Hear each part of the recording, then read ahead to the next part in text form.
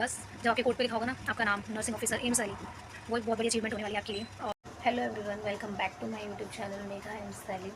नॉर्सेट 9 का एग्ज़ाम बहुत ज़्यादा नज़दीक आ चुका है। Only 60 days are left guys. Motivation नहीं आ रहा पढ़ने का, बहुत ज़्यादा कन्फ्यूजन हो रही है क्या पढ़ें क्या ना पढ़ें।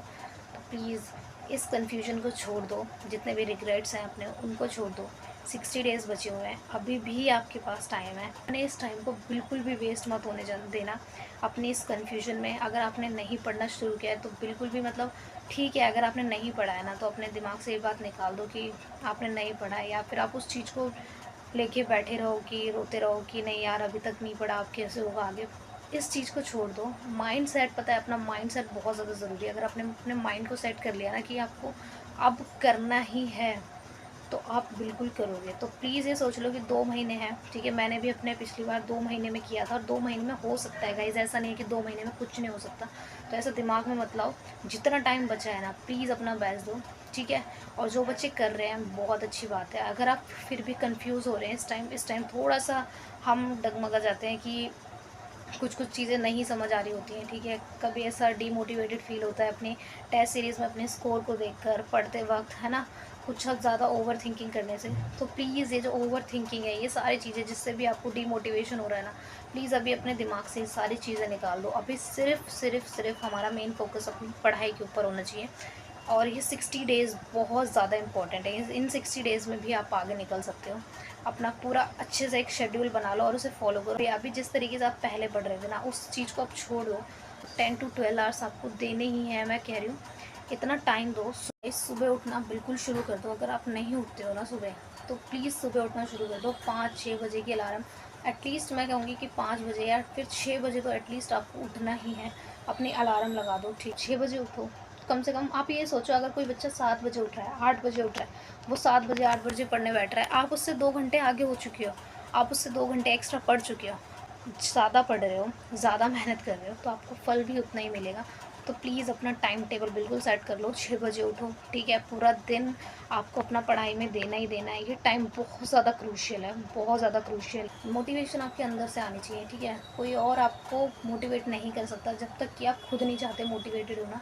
आप अपने चारों तरफ की सिचुएशन देखो, एक बार अपने पेरेंट्स को देखो, अगर आप प्राइवेट हॉस्पिटल में काम कर रहे हो उसके वर्कलोड को देखो, अपने फ्यूचर के बारे में एक बार सोच के देखो कि अगर इस बार नहीं होता है तो आपके ऊपर कितना ज़्यादा प्रेशर आने वाला है, हर तरफ से, अपनी फैमिली की तरफ से, है ना, हर तरीके से आपके ऊपर कितना प्रेशर आने वाला है। सिर्फ इतना सोचो कि आपके पास सिर्फ ये आखिरी मौका बचा हुआ है और इस लास्ट अटेम्प्ट में आपको देना ही देना है। उतना फुल बेस्ट जितना दे सकते हो आपको उतना देना है और इस बार करना ही है। आपके पास कोई और ऑप्शन है ही नहीं, मतलब आपको पढ़ना ही है और आपको उतना टाइम देना ही है। इस चीज़ को अपने दिमाग में डाल लो, ठीक है। और अंदर से एक मोटिवेशन लाओ अपने, मैं कह रही हूँ अपने आसपास की सिचुएशन देखो यार, क्या आप वो प्रेशर दोबारा झेल सकते हो जो अभी आपने फील किया है? क्या आप वो देख सकते हो दोबारा से वही 4-5 महीने वही किताबें, वही सिलेबस, वही नोट्स आपको दोबारा से पढ़ने हैं? इवन आपको बहुत कुछ आता होता है लेकिन नहीं हो पाता है। क्या आप वो प्रेशर दोबारा से झेल सकते हो? वही जब हम प्रिपरेशन फेज़ में होते हैं कितनी ज़्यादा टेंशन होती है, क्या आप वो टेंशन दोबारा ले सकते हो? नहीं ना। प्लीज़ अपने दिमाग में इस चीज़ को डालो कि अब हमें वो टेंशन लेनी नहीं है, इस बार हमें करना ही है और कोई ऑप्शन बचा ही नहीं है। एटलीस्ट मैं कहूँगी 6 बजे, 5 बजे उठ सकते हो, बहुत अच्छी बात है। अभी अपनी नींद को थोड़ा-सा साइड में रख दो। मैं कई बच्चे एक दिन 6 बजे उठेंगे, फिर उसके बाद वापस से अलार्म बजेगी, वो रखे मतलब वो बंद करके अलार्म सो जाएँगे, सोचेंगे कि 1 घंटा ही तो एक्स्ट्रा हुआ है। मतलब आप ये सोचो, अगर आप ऐसे डेली करते हो तो आपके 60 घंटे जाते हैं उस चीज़ से।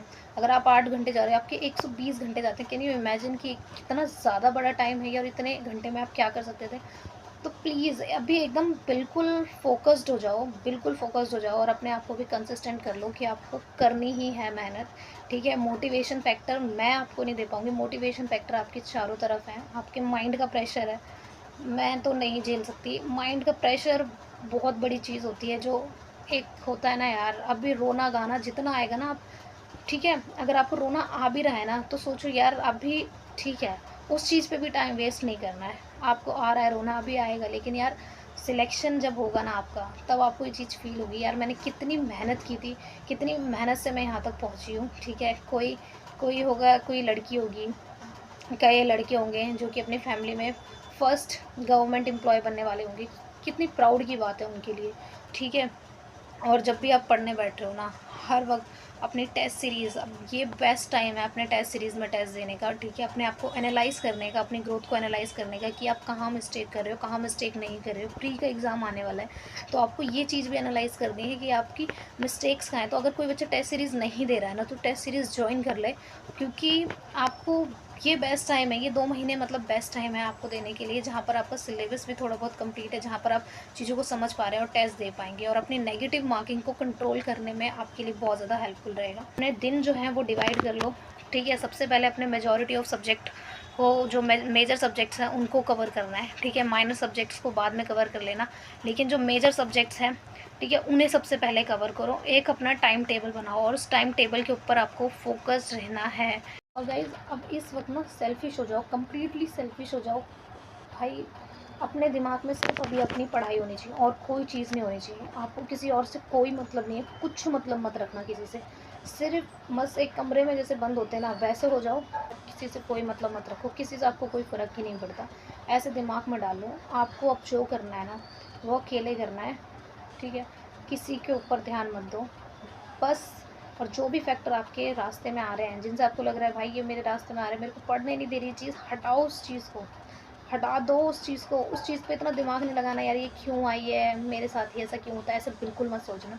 उसी वक्त उस चीज़ को हटाओ और अपनी पढ़ाई पे ध्यान दो। कोई भी चीज़ आपके सामने आ रही है, जो भी आपको पढ़ाई करने शुरू करी, आपको कोई भी, अगर आपकी थिंकिंग भी बीच में आ रही है ना, तो दिमाग अपना हटाओ उस चीज़ से। आपकी थिंकिंग में आप 1 घंटा 2 घंटा बर्बाद कर दोगे, वो आपको बर्बाद करना ही नहीं है। ये 60 दिन ना आपको वहाँ तक पहुँचा देंगे जहाँ आप पहुँचना चाहते हो। आपकी जो ड्रीम नर्सिंग ऑफिसर, जो आपको नर्सिंग ऑफिसर बनना है, ये वहाँ तक आपको पहुँचा के रहेंगे। और अभी अपनी जो फ़ोन की डिस्ट्रैक्शन है ना, प्लीज़ उसे साइड में रख दो।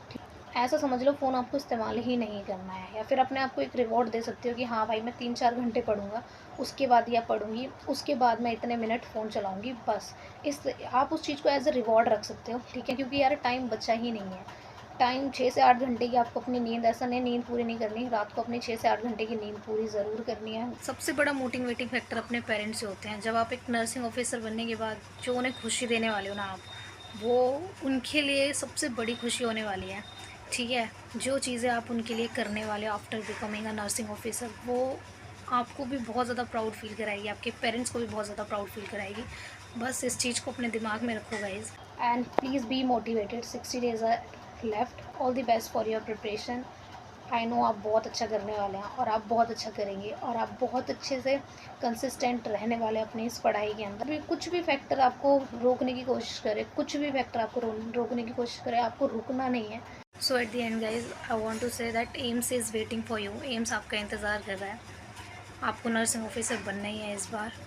बस जब आपके कोड पे लिखा होगा ना आपका नाम, नर्सिंग ऑफिसर एम्स वैली, वो एक बहुत बड़ी अचीवमेंट होने वाली है आपके लिए, और इस बार वो आपको लेना ही है। पॉजिटिव रखो, नेगेटिव की तरफ बिल्कुल ध्यान मत दो, बिल्कुल भी। और नेगेटिव थिंकिंग अगर माइंड में आती है ना, उसे उसी वक्त रिमूव कर दो, उसी वक्त रिमूव कर दो। Divert your mind and start study, ठीक है, और पढ़ना शुरू कर दो। बस जस्ट पॉजिटिव थिंग को ही अपने माइंड में रखना है, सारी नेगेटिविटी को भगा दो अपने दिमाग से। And all the best guys for your preparation, all the best.